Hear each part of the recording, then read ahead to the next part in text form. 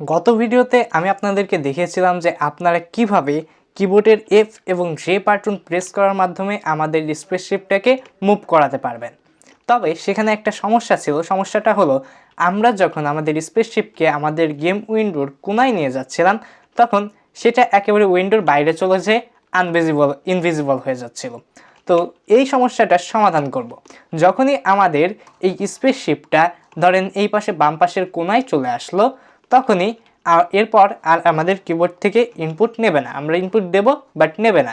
এই এক্সের মান অর্থাৎ যেহেতু আমরা এক্স অক্ষ বরাবর আমাদের স্পেসশিপকে নড়াচড়া করাচ্ছি বা মুভ করাচ্ছি, এক্সের মান আমাদের 0 হয়ে যাবে। অর্থাৎ আমরা এক্সের মান কোথায় রাখছিলাম? প্লেয়ার এক্সের এক্স নামে যে ভ্যারিয়েবল আছে সেই ভ্যারিয়েবলের মধ্যে। তো এই জিনিসটা করতে আমাদের খুব একটা বেশি খাটাখাটনি করতে হবে না। জাস্ট আমরা একটা কন্ডিশন বা শর্ত বা ইফ এলস স্টেটমেন্ট দিয়ে দেব। সেই স্টেটমেন্টটা এমন হবে যে আমাদের প্লেয়ার এক্স এর মান যখন 0 হবে তখন 0 হলে পরে অর্থাৎ এই পাশে চলে আসবে।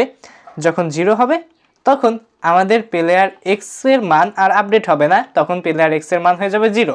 অর্থাৎ যত যাই করি আমাদের এই পাশে থেকে আর সরবে না। আর আমরা আরও একটা কন্ডিশন দেবো, সেই কন্ডিশনের মধ্যে বলবো যে আমাদের প্লেয়ার এক্স এর মান যদি আপডেট হতে হতে এই পাশে চলে আসে, অর্থাৎ আমরা এখানে উইথ দিয়েছিলাম কত, খুব সম্ভবত আমরা উইথ দিয়েছিলাম 800।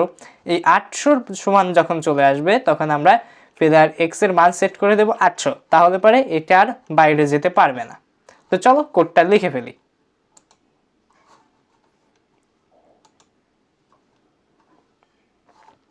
তো কোডটা আমরা কোথায় লিখব? কোডটা আমরা লিখব যে একেবারে আমরা যে প্লেয়ার এক্সকে আপডেট করেছিলাম এইখানে, এই প্লেয়ার এক্সকে আপডেট করার পরে, যাতে আমরা লেটেস্ট ভ্যালুটা পেতে পারি। সো এখানে আমরা যেহেতু আমরা বাউন্ডারি ক্রিয়েট করব বা একটা সীমানা ক্রিয়েট করব, তার জন্য লিখতে পারি আমরা হচ্ছে লাইন আর বাউন্ডারি, যাই বলেন যে কোনো একটা হলেই হলো। তো এখানে আমরা কন্ডিশন দেব যে if player x less than or equal 0, তাহলে আমরা প্লেয়ার এক্স এর মান আপডেট করব। প্লেয়ার এক্স ইজ ইকুয়াল 0, অর্থাৎ প্লেয়ার এক্স এর মান হয়ে যাবে 0। এবং আমরা আরেকটু এটা দেব ইলিফ, সেটা হচ্ছে প্লেয়ার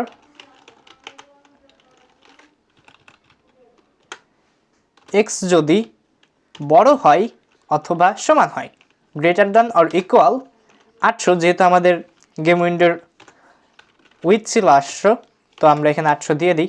তাহলে পরে আমরা প্লেয়ার এক্স এর ভ্যালু করে দেব 800। ব্যাস, আমাদের বাউন্ডারি ক্রিয়েট করা হয়ে গেল। জাস্ট আমরা এখন রান করাই। সমস্যা ছিল, হ্যাঁ আমাদের টার্মিনালেই সমস্যা ছিল। এইবার যদি আমরা এটাকে এইভাবে টান দিই তারপরে দেখো 0-র পরে যে আর কিন্তু চেঞ্জ হচ্ছে না। আবার আমরা যদি এটাকে যে প্রেস করে রাইটে নিয়ে যাই তাহলে পরে এটা 800-র পরে বহুত দূর চলে যাচ্ছে। এইখানে কিন্তু আমাদের প্রোগ্রামটা কাজ করছে না, এটা কিন্তু ডান সাইডে এই পাশে চলে যাচ্ছে। এই জিনিসটা কেন হচ্ছে সেটার কারণ হচ্ছে আমাদের যে স্পেসশিপ, এখানে আমরা 64 পিক্সেলের একটা ইমেজকে আমাদের স্পেসশিপ হিসেবে ইউজ করছি। তো আমাদেরকে 800 থেকে সেই 64 বিয়োগ দিতে হবে, আর 800 থেকে 64 বিয়োগ দিলে হয় 736। তো আমরা এখানে জাস্ট লিখব 736 এবং এইখানেও সেটা লিখব। ব্যাস, এবার যদি আমরা প্রোগ্রামটিকে রান করাই,